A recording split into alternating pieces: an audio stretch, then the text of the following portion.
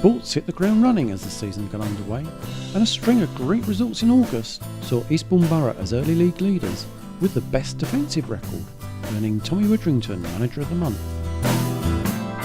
September has proved harder, but Widdrington's young lions were hard at work in a very competitive training session before the Bishop Stortsford match, when we called up with Tommy for his views on the season so far.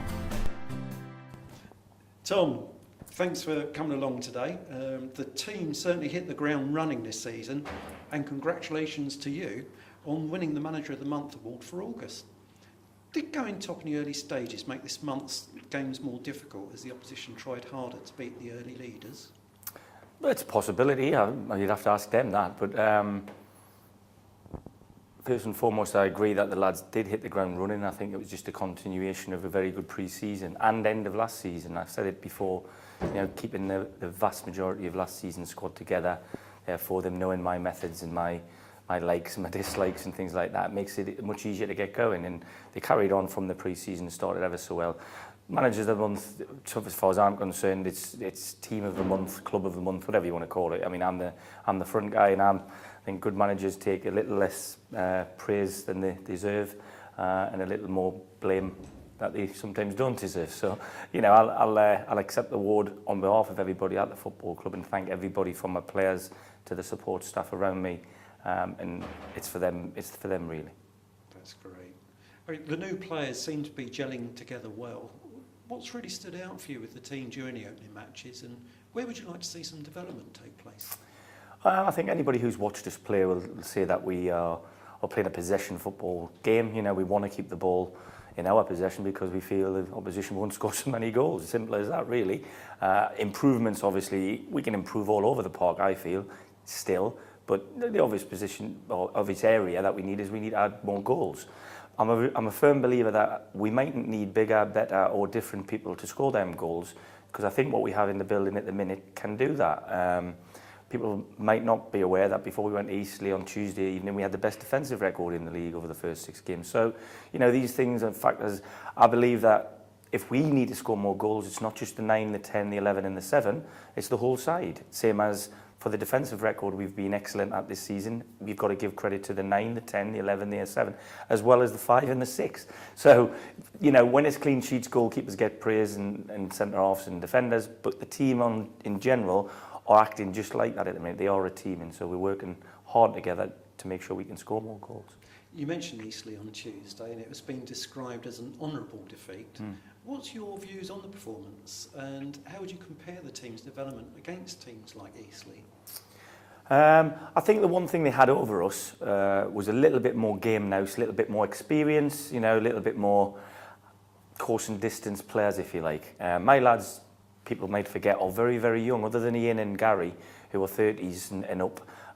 The next ones are 24 and down, and they're closer to 20 than they are 24. So they're very much on a very steep learning curve. I think 7 of the lads have started every game now, and I've only used 13 or 14 outfield players on the pitch. So, they are learning quickly.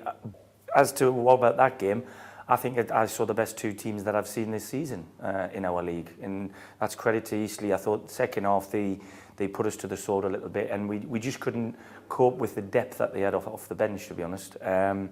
But we matched them, and I thought we should have been ahead in the first half, and we even had chances at 1-0 down where we easily could have gone back to 2-1. So I wasn't too disappointed. I never like losing any game, but when the players are giving me what they're giving me in terms of quality of performance and effort, and the togetherness they're showing just makes me want to move on straight to the next game. Yeah, so you feel that there's a more genuine commitment? I think there's a genuine bond going on there in terms of the dressing room. I am spending a lot more time with them on the training ground because obviously I'm a little bit more on my own, if you like, in that respect. But I think all that does is it ups the level of their efforts and their input in training sessions, which is a good thing. I think our fitness has been excellent. We're certainly sharper and faster as a group of people. And like I said, the bond for the dressing room is excellent, led by a very, very good leader, I've got to say. So you're very happy with the way that Ian's taken over the captaincy? It was when I went and talked to the lad in June, July to come here, It was something I always had in my mind. I've seen him be a leader at other teams, and he's that vocal leader rather than, I mean, Ollie Rowe, for me, leads by example. You know, he very rarely puts a foot wrong in training sessions, and he puts his whole lot in, you know, and he's been very unfortunate not to get on the pitch yet. But I'm sure if I had to call on Ollie tomorrow, he would put what he's got in, and he's backed the players. He's positivity around the dressing room, both when he was suspended and since he's not, you know, managed to break into the side yet, has been excellent. And he's shown, for me, leadership qualities also, but they're different to Ian's. Earlier this season, or just before the season started, when we last spoke, you had the guys from Brighton University here doing some technical work with you. How's that all developed now? Well, I've got all the data back, and we've had a good long, had a 2.5 hour meeting with the guys a couple of Thursdays ago, and they give me everything to who the quickest player is over 5 yards, 10 yards, 15 yards, who the most aerobically fit is, and they were an area that as scientists, not as football people, as scientists, they tell me the whole group can be a little bit aerobically fitter, as everybody can always improve. But they were really impressed with the effort that the guys put in on the 2 days that they come to test us.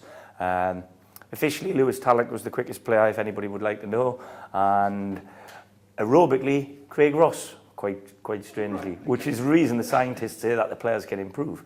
But I think anybody who watches us train will say en masse, the guys' effort and the work rate in training sessions as well as matches is excellent. And I'm really pleased with what we did on them 2 days, but the data has just backed up what we thought.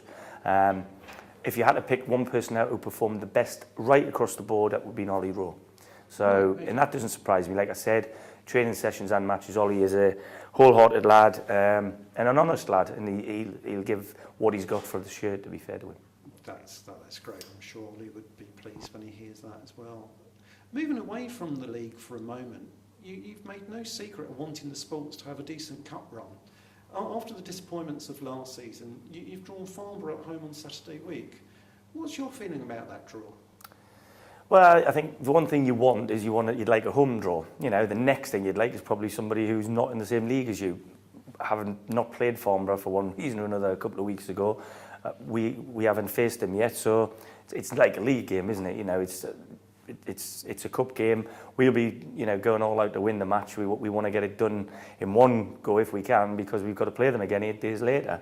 So I haven't really any thoughts about them, and I'd say this with all sincerity. I'm more interested in Bishop Stortford as we're sitting here thinking about that Saturday. Once that one's done, then we'll focus on the Farnborough game. But it's another game, and it's an obstacle we've got to try and get over. Talking of Bishop Stortford on Saturday, how's the planning going? Is there any team news? Yeah, we've just trained there Thursday morning, and Adam Watts sat it out because he's got a tight hamstring. Gary Hart trained, although he did twist his ankle at Eastleigh the other night. And there's one or two feeling a little bit of tightness. But again, like I said to you a little bit earlier, there's a very small number of people playing a lot of minutes. And as much as, you know, everybody would think that, well, the football, they should be played two games a week. It's a big ask for lads who've got a job as well, you know. And like I said, they're young guys, and a lot of them are playing a lot of games for the first time. Darren Locke, for instance, he's played a lot of games for the first time for me. He's been a substitute last season, and he's made the step up to playing a starter. So there are one or two a little bit, I would say, on the tight side or the sore side. But between now and Saturday, I'm sure they'll do the right things for themselves individually and come back ready to get at it against Bishop Stortford. That's right, and get back into winning ways, hopefully. Yeah. Just on closing, there's been a story that's been circulating regarding one of the exports or one of the players that was connected with Eastbourne Borough, David Obaze. He was arrested in Australia for match fixing.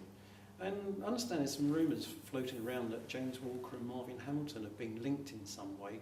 Could you clarify what the situation is? I probably know as little or as much as you do, to be honest with you, Graham. I got a phone call the other day from a reporter from the Telegraph mentioning exactly what you've just said, something to do with match-fixing allegations or something of that nature.